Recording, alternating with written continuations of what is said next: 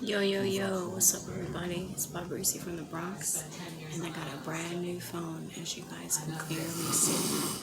You see the difference with this phone?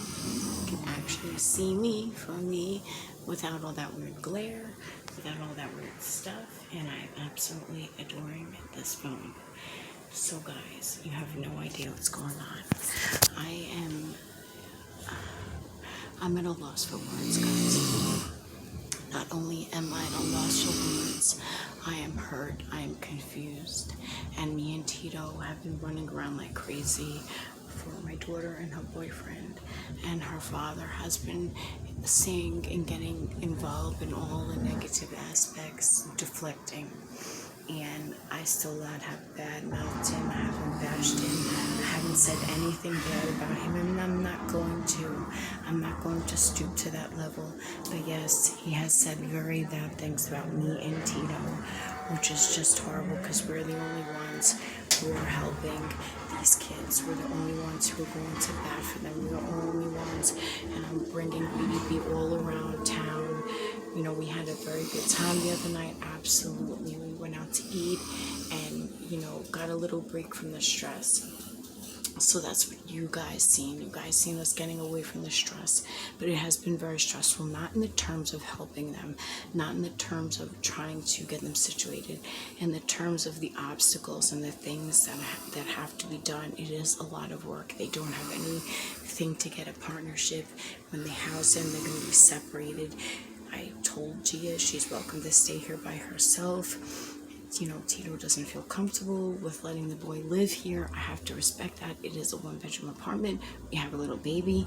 If we didn't have a little baby, which I am grateful that we do, because I would never say that, it would be different. Of course, we would let them both stay here. And if it was up to me, guys, I would, but I can't go against Tito's word. I cannot go against how he feels. He's the man of the house, and I have to respect that. He wants to walk around in his boxer shorts. He doesn't want to feel uncomfortable. And the last time we let her boyfriend stay, he was a little bit very uncomfortable because it's just certain things were not right, and I'm not going to get into it because I have to cut my daughter a lot of slack. That poor kid has been raised by wolves, okay? And I have to understand she wasn't raised by me. She never even got to know me, not like her brother, so she didn't get the love from her mother that she needed. So this is what is going on. My daughter, it's hard for her to understand that people can really care without having her guard up, and I have to respect and understand that, and that has what's been going on. She has her walls up. She has a defense mechanism, and I am totally understandable about all of it. I am not upset. I have to understand on her perspective, on her behalf, what is going on in that poor kid's head. And then her father is no help. He keeps bashing everyone but not doing anything. He's not putting his best foot forward. He keeps just bad-mouthing everybody instead of giving her sound advice. Let me give you a for instance. And then I'm being honest with you guys, so we gave them a really good reference, okay? They were going to take them both in, and her father threw a wrench in it and convinced her that to pitch a tent on Long Island. He said pitching a tent on Long Island would be better than staying in a secure shelter system in Times Square. Yes, they were going to be in Times Square, the Times Square shelter system. Okay, and I said to Gia again, I said, Gia, listen to me. I said, you are my daughter. I love you. You are the reason, you and your brother are the reason that I had lost myself, because you were removed from me unjustifiably. I said, you back in my life has been such a joyous experience. Very hard also because you guys went to Texas, and I was very worried about her. Because here it is, I just got to know my daughter, and then all of a sudden she just disappears with this guy that I don't even know, and I couldn't stop her because she was 19. What can I do? Young and in love. They're young and in love. I can't intervene on that. I can't tell her no. I can't tell her what to do. All I can do is give her sound advice. So when they came back, I said to her, Gia, I said, I know you love this boy, and I am proud of you that you stuck by him, because what they lived out there was really hard. Nobody helped them. I helped her as much as I could from being over here. I sent her as much as I could.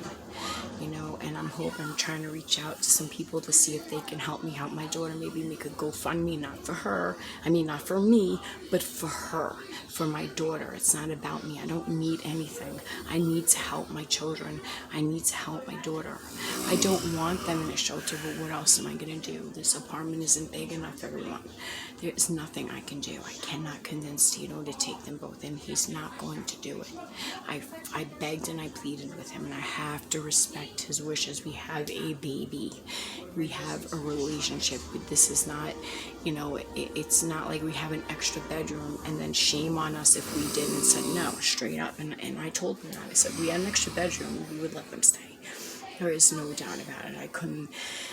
And then her father saying, oh, go into a tent on Long Island, come on, that's not sound advice. So this is what I'm going to say, so today they asked me, and I'm going to be honest with you, they're like, does Tito know where we get some weed? And I said, Gia, I said, where are you getting this from? Why you want to know about that? She's like, they just legalized weed. I said, you know what, Gia? I said, I don't care if they legalize weed. I said, that is not a priority. She's like, but Pops, and that's what he wants her to call her, Pops. George's Pops. She's like, but Pops said that, if I smoke some weed, I'll be relaxed. I said, this is the role model. No offense to anyone who smokes weed. Please don't get it the wrong way, but this is my 19-year-old daughter, and I come from a past of addiction, so I'm not going to encourage my child to smoke weed. I don't want my kids doing any drugs. Nothing. I don't want them doing anything. I want them... because that's a gateway. I'm sorry. In a lot of terms, it is a gateway because that is the drug that I started with. And look what happened to me. Not that that would have happened to me if I didn't lose my children, but, it is a gateway for a lot of people. I'm not saying everyone. So like I said, don't get it twisted. People smoke weed to watch my child. It's none of my business. But this is my kid, and I'm not going to encourage her to smoke weed. I said, Gia, that is not your priority. Your priority is to try to get you and Austin shit together. I said, straight up. I said, well, you shouldn't be asking me about that. I said, first of all, I'm your mother. You're not going to ask me to get you weed because I'm not getting you weed. I'm not doing that. And neither is Tito. And she got really upset with me. And I said, look, you're going to get upset with me because I'm being honest with you. We have been doing, and I'm not, guys, that I am obligated. This is my daughter.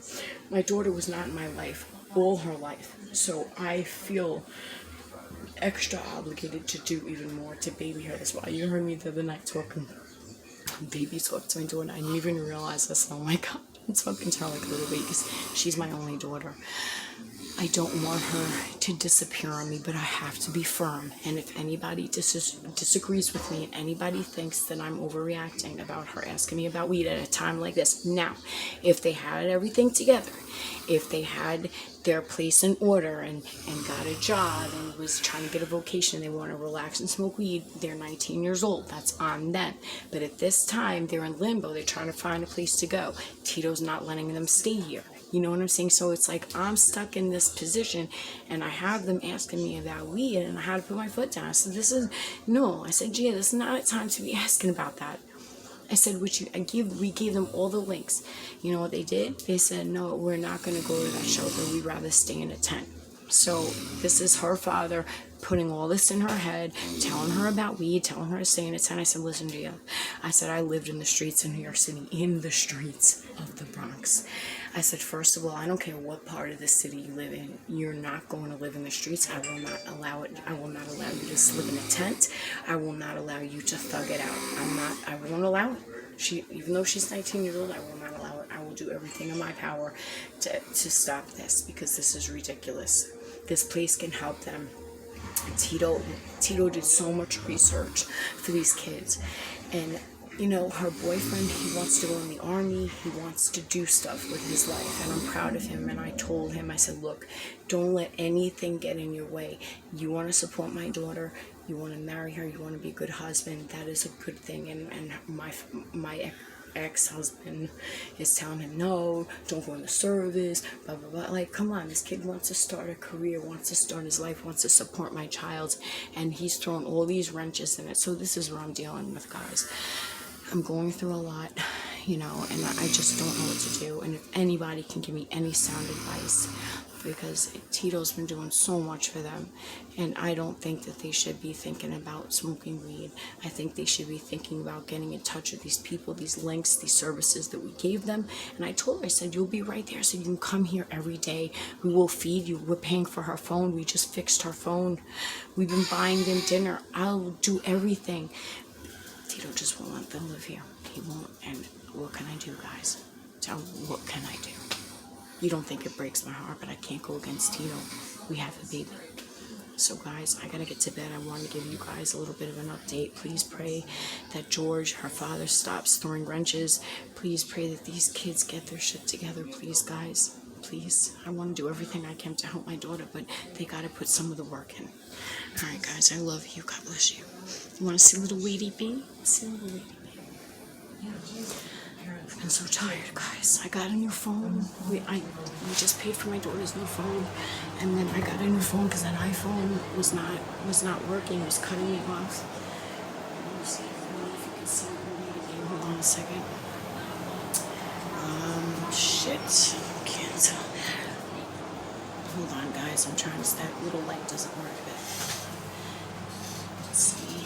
Can you see it, guys? Can you see? There it is. He was drinking his bottle. I gotta move it. Alright, everyone. Oh, here's my little Weedy baby. You see? He was drinking his bottle. Alright, everyone. I love you all. Guys, please keep us in prayer. Keep my daughter G in prayer. I love you guys so much. I'm going through so much, guys. God bless you. Ciao.